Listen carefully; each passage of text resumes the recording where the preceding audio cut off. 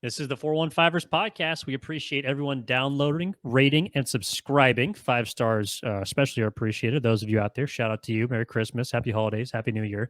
Marc is in the mood, as you can tell, watching on YouTube. He's got the Santa hat on. Evan Giddings, Marc Grandi with you as always. And that's kind of the bridge that I want to use to get to our next question, topic of conversation, which is, I think that also around the time McCaffrey got to the Bay Area, South Bay specifically, that the 49ers got healthy. I think it was around the time Trent Williams came back. Shortly thereafter, you get, they got Elijah Mitchell back, who unfortunately got hurt. But you also get, a guy like Jimmy Ward coming back.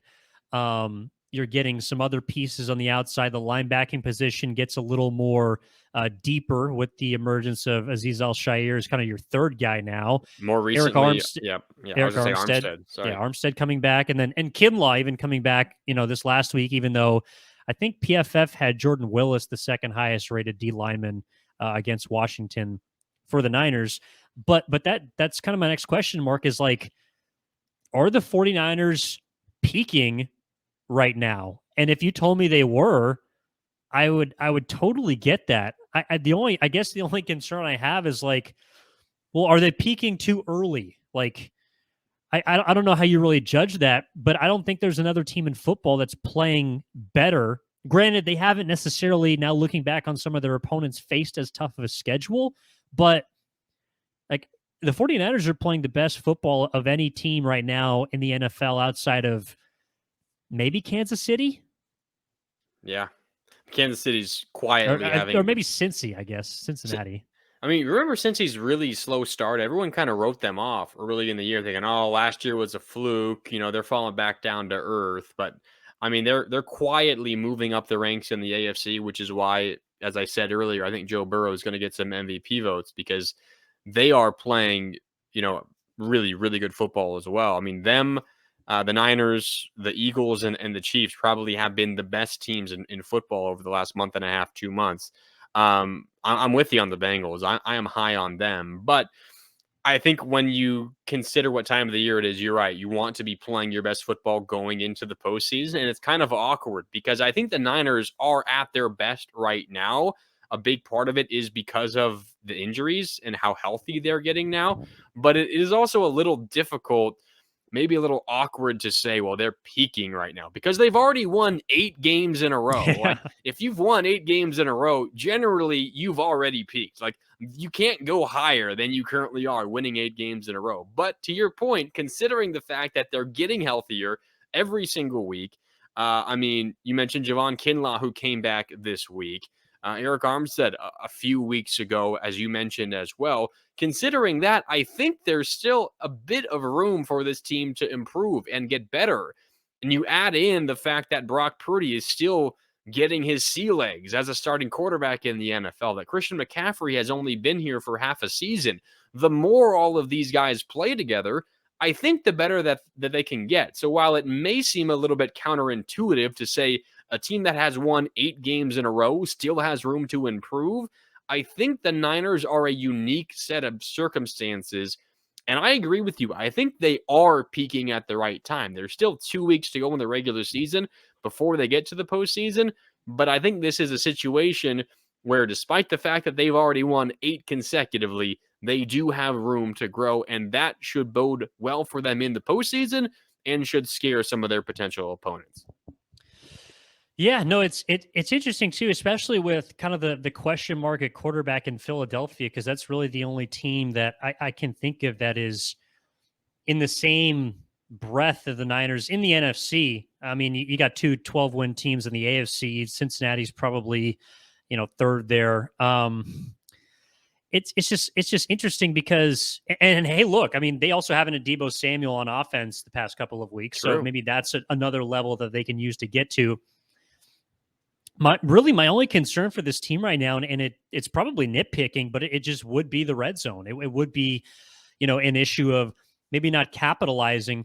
But this is also the part about the 49ers that I don't know applies to any other team in football, which is there is such a thin margin for error against San Francisco. I mean, we saw Washington; they were in the game, even though we felt comfortable that San Francisco, despite being dominated in time of possession, still also, had chances and still felt like they were in control.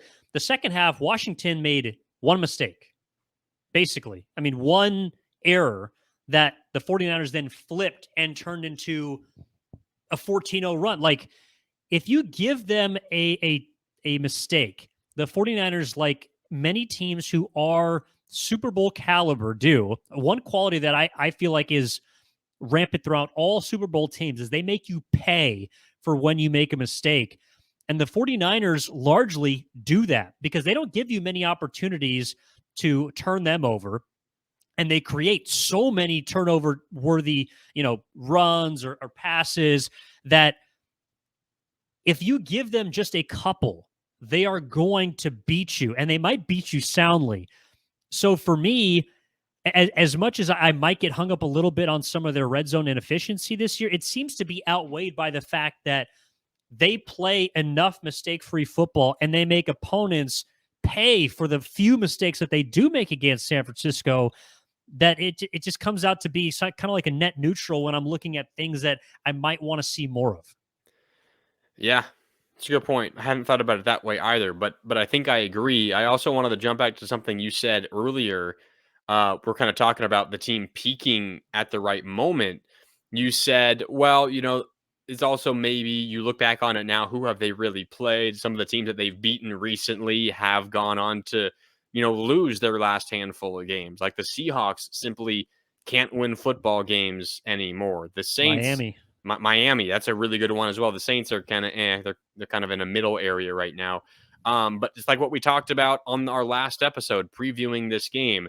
Entering this week, week 16, opponents the week after playing the 49ers were 0-12. Well, you can add another one in the loss column. Opponents now 0-13 the week following playing the 49ers, as the Seattle Seahawks, despite having that mini bye after their Thursday night game in Seattle against the 49ers, they got pummeled by the Kansas City Chiefs. Certainly not an embarrassing loss. The Chiefs are the better team by a mile at this point of the year, but still 0-13 opponents the week directly after playing the 49ers. So I think, to your point, maybe the Niners haven't had the toughest schedule recently. They have beaten some, quality teams, some decent teams during this stretch. But also, when you look back at it, I think you kind of forget the fact that when teams play the 49ers, it takes them a while to recover. The Niners beat you down physically, that you are not as prepared, not as ready to compete 6 days, 7 days, 8 days later, whatever it is. And that's a big reason why teams, after they play the 49ers, lose. And as a result, the Niners' schedule after the fact might not look as good as you considered it to be in the moment. So I do think there's a bit of a middle ground you need to consider when you think about the teams the Niners have beat, because a big reason, in my opinion, why teams are struggling, in the present is because they recently played the 49ers. It's kind of a bit of a give and take there, but I think there's some truth to that as well. No, I think you're onto something. I see what you're saying is that they, in a way, kind of hurt themselves by hurting other teams True. when it comes to Yes. their strength of schedule. I mean, right now in the NFC, based on the way teams are now and their records, of course, strength of schedule fluctuates every week, but the 49ers have had, according to strength of schedule, the easiest schedule in the NFC. That is a fact. And so I do think there is a middle ground, and a lot of that is self-created, but it's also something that I think is going to be a topic of conversation more so come playoff time, of like, how tested are the Niners really? And we can dig into it more in the next episode, but it's something I definitely want to note and keep an eye on. Mark, I know we're doing this on Monday, dropping it a little bit later, but do you have a game ball from Saturday? A game ball for me, guy we talked about earlier. I'm going to go with Nick Bosa.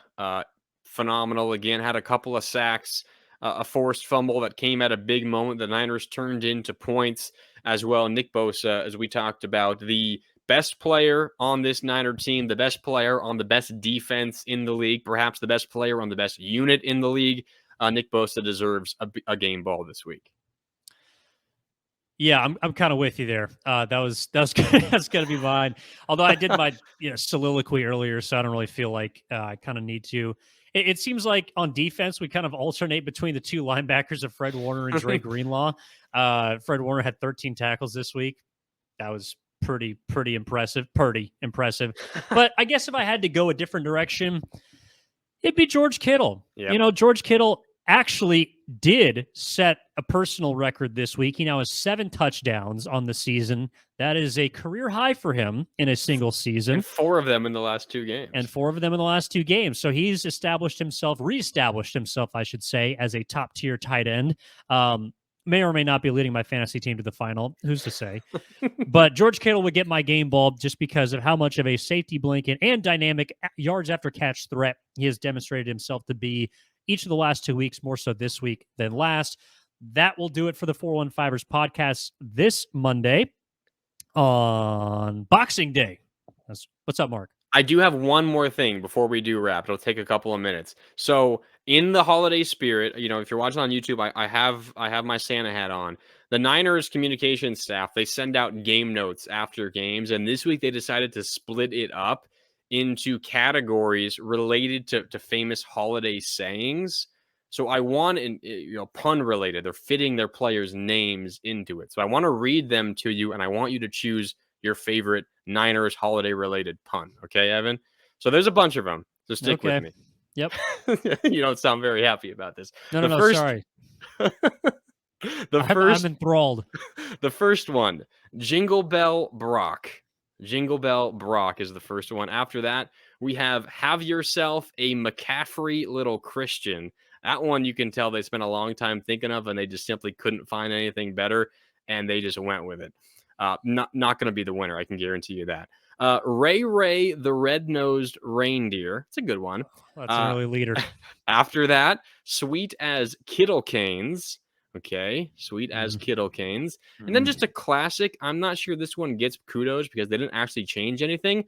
Little Saint Nick for Nick Bosa. It's easy to get, but it's not as much of a pun. After that, we Willis you a Merry Christmas for Jordan Willis. He had the recovery of Taylor Heineke's fumble. After that, Fred Claus instead of Santa Claus for Fred Warner. I'm dreaming of a Ward Christmas for Jimmy Ward. And then the last one, which might be my personal favorite, Under the Mistletoe for Robbie Gold. Because that is good. Even though it doesn't involve his name, that's pretty good. I will give you mine. It is Ray the Red-Nosed Reindeer because Ray ran all over the Commanders on Saturday. I was trying to make a Commander Grandma got ran over by a Ray thing. I got it. It didn't work, but that's my personal favorite.